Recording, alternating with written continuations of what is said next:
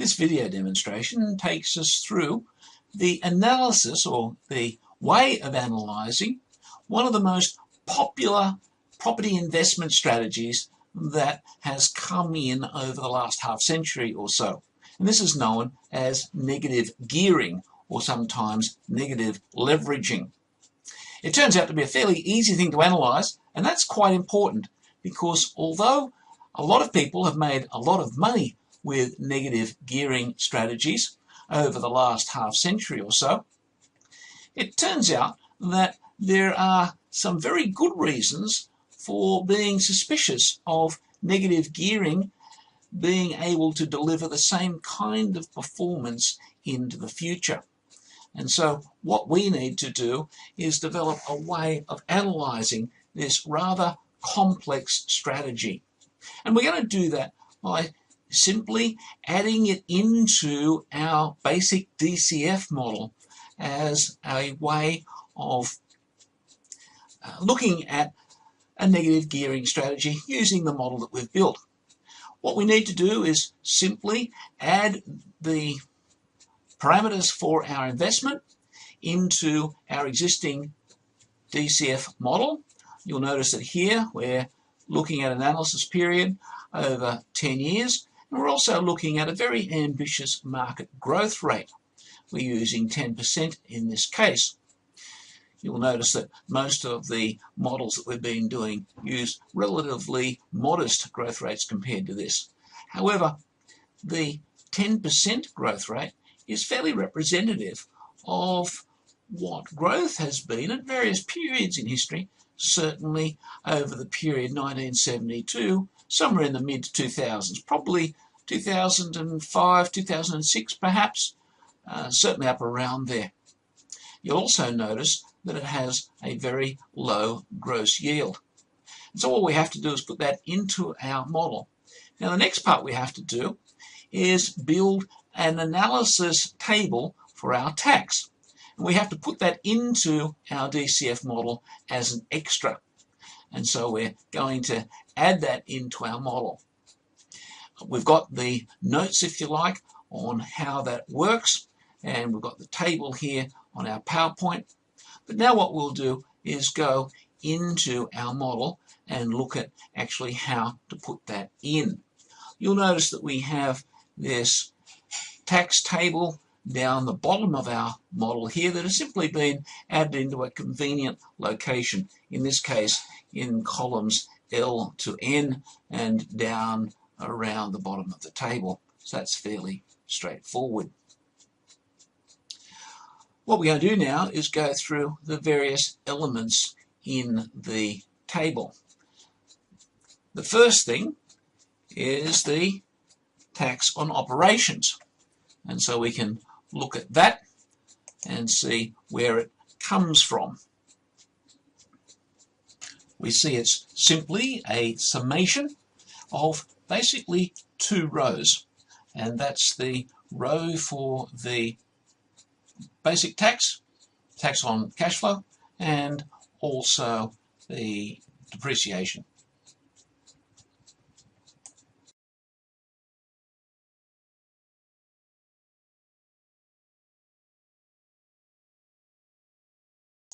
The next item is the capital gains tax. That very simply is taken from the capital gains tax calculations as minus S8. Notice the negative value in order to correct the signs. We simply sum both of those to get the total tax. That can be done either using the sum function or a simple plus. Both will give you that total. And that gives us the total tax that's paid. Next we need to look at the total net revenue. And to do that we start off by looking at the total taxable cash flow. Again, to do that we use the sum function to take a sum of the row that is above the income tax calculation. Next is capital gain. Now that's still a part of income tax. Capital gain is quite simple. It simply brings down the value in S7 from our capital gains tax panel. So that also is very straightforward. The capital expenditure is a capital expenditure item that needs to be included because it's not part of your operations and it contributes to the capital gain effect, but it's not caught in the capital gains tax calculation.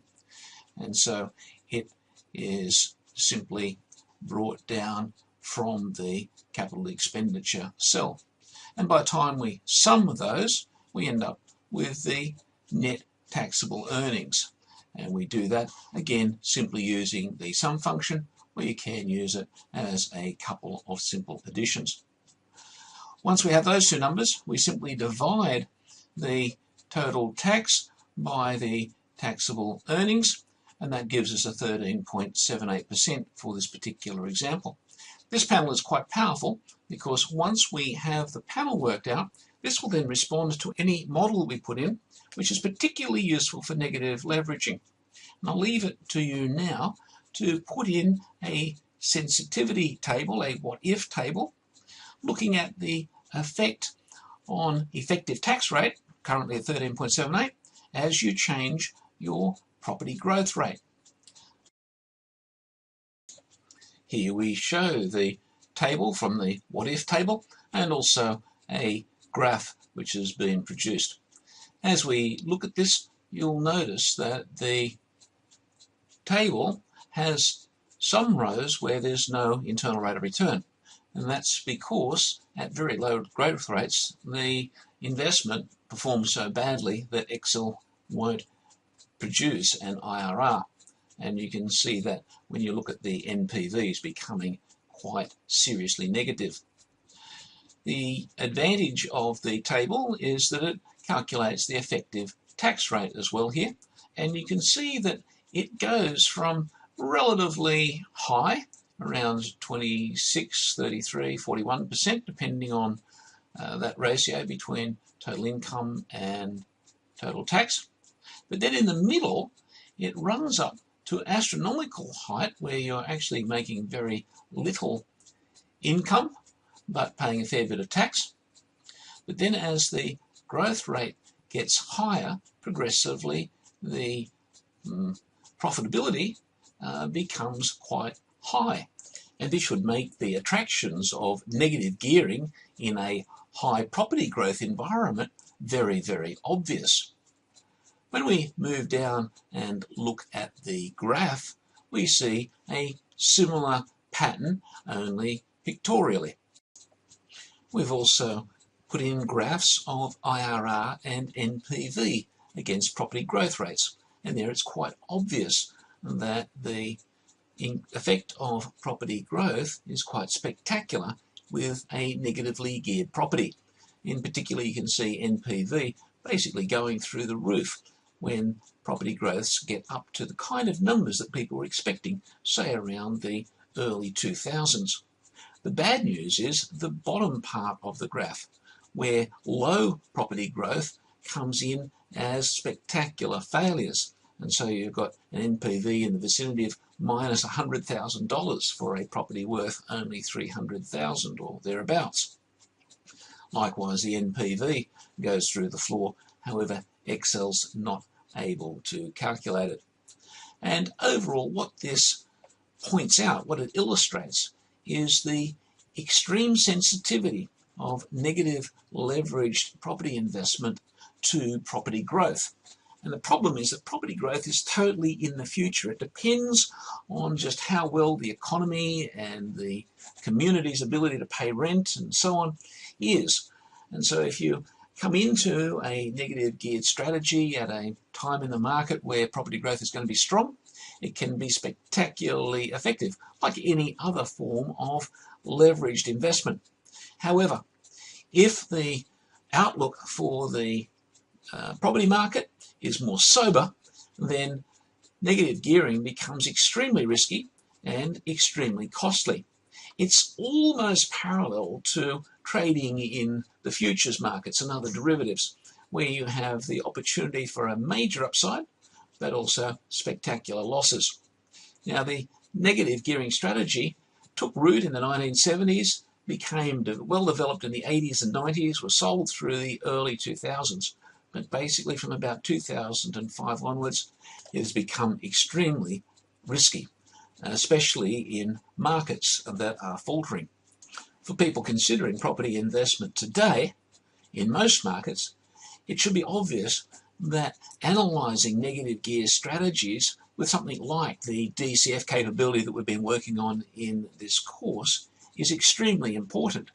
We only find a couple of markets in Australia currently looking in any way bright, and even those are not seen to be necessarily a good bet in the longer term. Overall, this means that what has worked for something like an entire generation seems to be coming to the end of its usefulness, if not becoming a major financial hazard.